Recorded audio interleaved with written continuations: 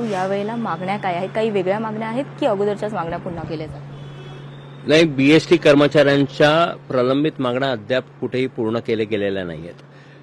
आमचा बीएसटी कर्मचाऱ्यांचा 2016 पासून ते 26 पर्यंत 2 कराराचा कालावधी गेलेला आहे. करार कुठेही झालेला नाही. म्हणजे गेले 10 वर्ष बीएसटी कर्मचाऱ्यांचा वेतन करार झालेला नाही. वारंवार चर्चा झालेल्या आहेत, आश्वासनं मिळालेली आहेत, काही तुटपुंज अंतरिम वाढ मिळालेली आहे, पण करार कुठेही झाला नाही.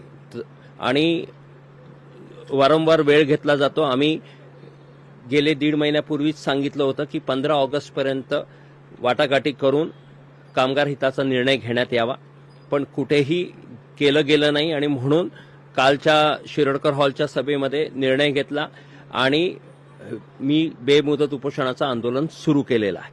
त्याचबरोबर वेटलिस्ट जे कर्मचारी आहेत, जे कॉन्ट्रॅक्ट कर्मचारी आहेत, त्यांना समान कामाला समान दाम म्हणजे कॉन्ट्रॅक्ट ऍक्ट प्रमाणेच त्यांना जो काही त्यांच्या समकक्ष बीएसटीतला परमनंट कामगार असेल त्याला जे वेतनमान आणि सेवा शर्ती त्याला लागू केले पाहिजेत, पण ते त्यांना मिळत नाहीत.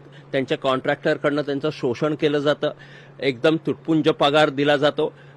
सीएल, पीएल, एसएल अशा काही फॅसिलिटीज त्यांना दिल्या जात नाहीत आणि त्यांना त्यांचं कुटुंब चालवणं कठीण झालेलं आहे. तर त्यांना कायद्याप्रमाणे त्यांना समान कामाला समान दाम मिळावं. त्याचबरोबर बीएसटीच्या इलेक्ट्रिक सप्लाय डिपार्टमेंटचे जे कॅज्युअल कामगार, जे 2010 मध्ये जवळपास 1600 लोकांना परमनन्सी दिली गेली, 2024 पासून लोकांना परमनन्सी दिली जाते, पण त्यांनी कॅज्युअल म्हणून 15-15, 16-16 वर्ष, 18-18 वर्ष काम केलेली आहेत.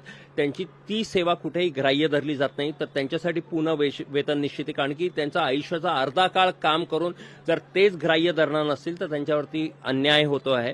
या सर्व मागण्या आहेत आणि मुंबई बीएसटीचा अर्थसंकल्प हा मुंबई महानगरपालिकेच्या मुख्य अर्थसंकल्पात विलीन व्हावा, ही मागणी आहे. हे कुठेही झालेलं नाही आणि म्हणून आता अजून वेळ देता येणार नाही. बराच काळ निघून गेलेला आहे. जर 10 वर्ष उलटून गेली आणि करार झाला नसेल तर कर्मचाऱ्यांना त्यांचं कुटुंब चालवणं अशक्य होत आहे. म्हणून आता हे बेमुदत उपोषण मी सुरू केलेलं आहे. आम्हाला मुंबईकर जनतेला कुठेही त्रास द्यायचा नाही म्हणून संप वगैरे सध्या काही नाही. उपोषण आहे आणि आमची अपेक्षा आहे की प्रशासनाने तातडीने हे जे काही प्रलंबित प्रश्न आहे या प्रश्नांबद्दल कामगार हिताचे निर्णय तातडीने घ्यावे. बेस्ट वर्कर युनियन यांच्याकडून अगोदर देखील आंदोलनं करण्यात आलेली आहे, तुमच्याकडून उपोषण देखील करण्यात आलेलं आहे, परंतु प्रशासनाकडून लक्ष देण्यात आलेलं नाहीये. यावेळी तरी वाटतंय तुमच्या मागण्या पूर्ण होतील? नोव्हेंबर महिन्यामध्ये ज्या वेळेला उपोषण केलं गेलं होतं त्यावेळेला मागणी होती की वाटाघाटी सुरू झाल्या पाहिजेत, कारण की तोपर्यंत वाटाघाट्या होत नव्हत्या. त्या उपोषणामध्येच जे प्रपोजल बीएसटीकडनं आलं त्यांनी सांगितलं वाटाघाटी सुरू होती. 14 नोव्हेंबरला पहिली वाटाघाटी झाली. त्याच्यामध्ये ठरलं गेलं, मिनिट्स झालं की 3 महिन्यामध्ये या सर्व प्रश्नांबद्दल सकारात्मक निर्णय घेतला जाईल, कामगार हिताचा निर्णय घेतला जाईल. पण एवढा काळ गेलेला आहे आणि निर्णय कुठेही झालेले नाहीत आणि म्हणून आता नाइलाजाने परत आंदोलन सुरू करावं लागतंय. आणि जसं मी तुम्हाला सांगितलं, जोपर्यंत या मागण्या पूर्ण होत नाहीत आता हे आंदोलन मागे घेणार नाही. आज महापालिकेमध्ये बेस्ट संदर्भातला महत्त्वाचा प्रस्ताव आहे. या प्रस्तावामध्ये 22 जे बेस्टचे आगार आहेत त्यांच्या विकासाची जी कामं आहेत ती खासगी कंत्राटदाराला दिली जाणार आहेत. याबद्दल आपलं काय मत आहे? आमचं हेच म्हणणं आहे की बीएसटीची पूर्ण जबाबदारी मुंबई महानगरपालिकेची आहे.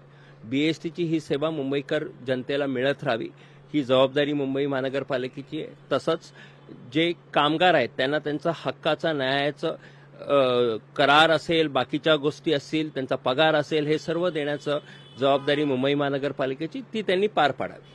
ते कसे पार पडतात तर त्यांचा प्रश्न आहे. बेस्ट वर्कर युनियन सरचिटणीस शशांकराव यांच्याशी बातचीत केलेली आहे. त्यांचं असं म्हणणं आहे जोपर्यंत मागण्या पूर्ण होत नाहीत तोपर्यंत हे उपोषण सुरूच राहणार आहे. आज उपोषणाचा पहिला दिवस आहे. प्रशासन या मागण्यांकडे कसं लक्ष देते आणि मागण्या कधी पूर्ण होतात हे पाहणं महत्त्वाचं ठरेल. व्हिडिओ जर्नलिस्ट निकेश मोरेसह स्नेहा जाधव, लोकशाही मराठी, मुंबई. लोकशाही मराठी ऐका, पहा, जागरूक रहा.